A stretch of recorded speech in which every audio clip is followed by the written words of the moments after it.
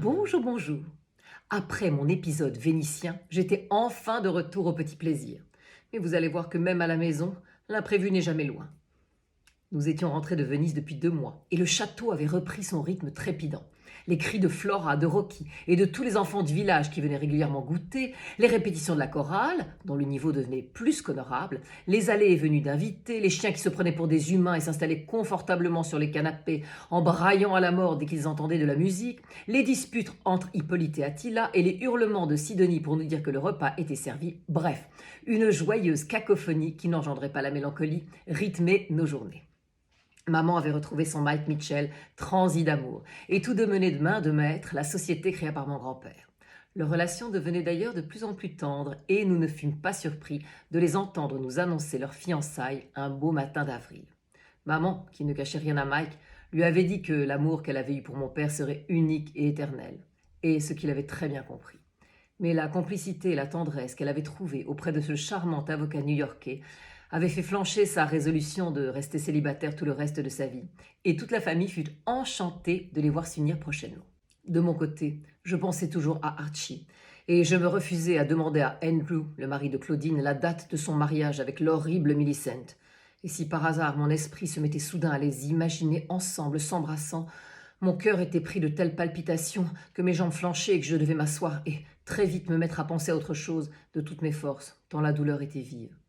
Il fallait que je me fasse une raison. J'avais gâché toutes mes chances d'être avec lui et maintenant, il serait pour toujours le mari d'une autre. Pour compenser ma tristesse, je me jetais dans le travail, restaurant tout ce qui en avait besoin au château, passant des heures à écrire la comédie musicale que nous allions faire avec la chorale pour le concours du mois de juin, bichonnant Flora et Rocky qui m'émerveillaient tous les jours, chacun dans leur style. Flora, qui allait bientôt avoir 7 ans, quittait la toute petite enfance, et elle avait déjà presque des attitudes de jeune fille, gracieuse et mutine. Quant à mon bébé Rocky, à 2 ans et demi, il parlait comme un livre ouvert, avec une voix de baryton basse qui faisait se retourner les gens sur son passage. On les voyait, avec amusement, chercher d'où venait cette voix alors qu'ils avaient un tout petit bonhomme en culotte courte devant eux. Nous avions tous fini par nous habituer à ces réflexions ahurissantes dont la maturité et la pertinence laissaient bouche bée les invités du château. Il n'y avait pas à l'époque de test pour mesurer l'intelligence, ce qui d'ailleurs me fait bien rire aujourd'hui, car en dehors d'une logique mathématique, je ne vois pas quel genre de mesure on pourrait donner à certains esprits brillants, dont l'humour et la liberté de penser ne rentrent dans aucune case. Quoi qu'il en soit, Rocky était un petit garçon absolument hors du commun. Mais dès que je l'emmenais chez le médecin pour lui demander s'il connaissait d'autres cas d'enfants si développés intellectuellement à cet âge, Rocky mettait son pouce dans sa bouche tout le temps de la consultation et répondait aux questions par des gazouillis, ce qui me faisait passer pour une idiote auprès du docteur qui devait se dire « encore une mère gâteuse qui croit qu'elle a pondu un génie ». Bref, les jours s'écoulaient dans le bonheur familial et nous avions décidé d'organiser le mariage de maman et de Mike en juillet, après le concours de la chorale qui avait lieu en juin pour la Saint-Jean.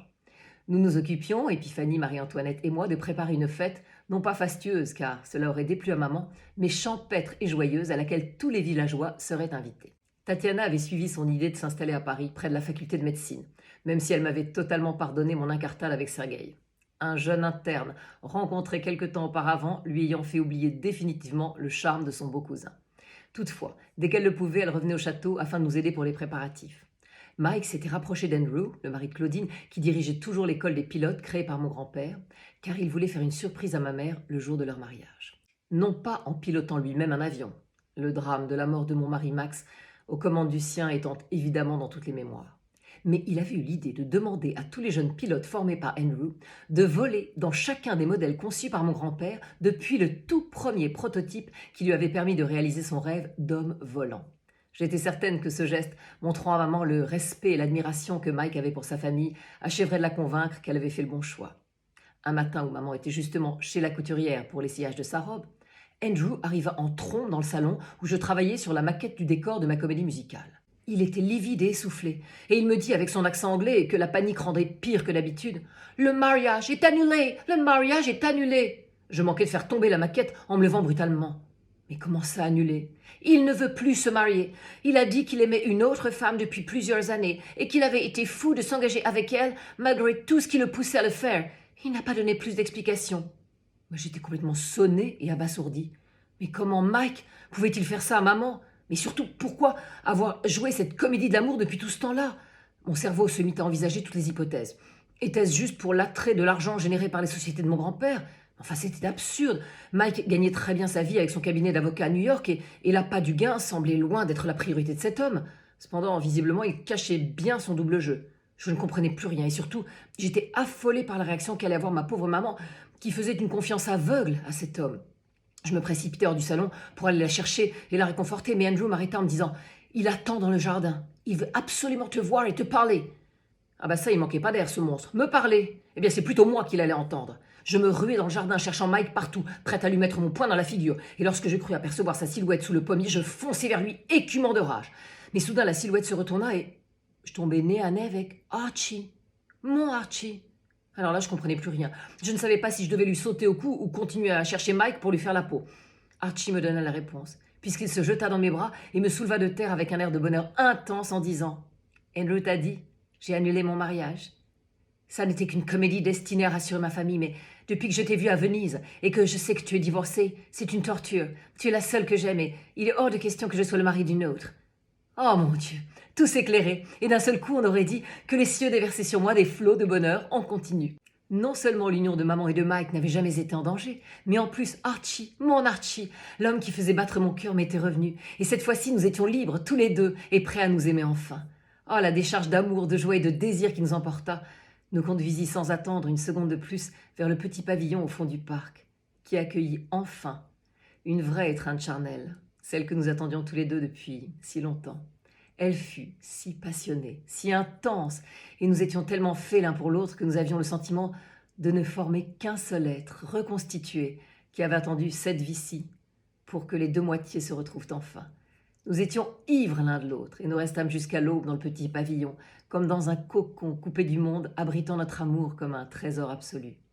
Andrew, qui n'avait pas réalisé ma méprise à propos du mariage annulé, avait dû prévenir la famille que mon absence au dîner n'était pas due à une migraine, et il avait dû se charger d'annoncer à tout le monde que son sympathique ami Archie, qu'on avait croisé plusieurs fois ces dernières années, s'était probablement nettement rapproché de moi dans les dernières heures. J'en eus la confirmation lorsque je vis les mines réjouies de conspirateurs le lendemain au petit déjeuner, alors qu'Archie et moi arrivions en nous tenant chastement l'un de l'autre. Ma grand-mère nous dit sans autre forme de procès qu'elle était très contente d'accueillir Archie dans la famille, et tout le monde se joignit à elle pour souhaiter la bienvenue à mon bien-aimé. Flora, elle, était toutefois un peu sur la réserve, car même si elle était très jeune lorsqu'elle avait perdu son papa, nous entretenions son souvenir de telle manière qu'elle y pensait tout de même très souvent. Quant à Rocky, il toisa Archie les pieds à la tête et voyant son kilt écossais, il lui dit « Jupe pour fille !» Et il replongea la tête dans son porridge. Nous passâmes une journée de rêve tous ensemble, durant laquelle Archie fit la conquête de tous les miens grâce à son humour et à sa simplicité. Puis, nous eûmes une seconde nuit d'amour qui nous laissa pantelants de bonheur et de plénitude. Toutefois, Archie me dit le lendemain matin qu'il devait absolument repartir en Écosse le jour même, car il avait beaucoup de choses à régler, et notamment calmer la fureur de sa famille et surtout de Millicent, qui avait failli lui crever les yeux lorsqu'il lui avait annoncé la rupture. Elle se fichait qu'il en aime une autre, tant que les apparences étaient sauves. Mais l'idée de passer à côté d'une des plus grandes familles d'Écosse lui était intolérable. Mais il promit de revenir très vite et me demanda de réfléchir à l'endroit où je voudrais habiter lorsque nous serions mariés. France ou Écosse, tout lui était égal, tant qu'il serait avec moi. J'étais sur un petit nuage. Une fois Archie parti, je restais au lit toute la journée, épuisée autant par nos ébats que par les émotions. Le lendemain, j'avais une grosse journée devant moi. Cependant, au réveil, j'étais toujours épuisée et même nauséeuse. Je riais toute seule en pensant que je ne pouvais tout de même pas être enceinte en 24 heures. Oh là là! Tout à coup, un drôle de pressentiment me saisit et j'appelai notre médecin de famille pour lui demander un rendez-vous au plus vite. 3 heures plus tard, j'étais dans son cabinet et 30 minutes après, il m'annonçait d'un air un peu étonné, connaissant ma situation de veuve célibataire, que j'étais enceinte de 2 mois, c'est-à-dire depuis le mois de février, date de notre séjour à Venise et de ma nuit d'ivresse dans les bras de Sergueï. Le ciel me tomba sur la tête. Et hélas, ce n'était rien en comparaison de ce qui allait suivre. Oui, Archie. Ah bah oui, bah là, il est vraiment furax de cette histoire. Je vais essayer de le calmer. Alors je vous dis à très vite pour la suite de mes aventures. It's raining men.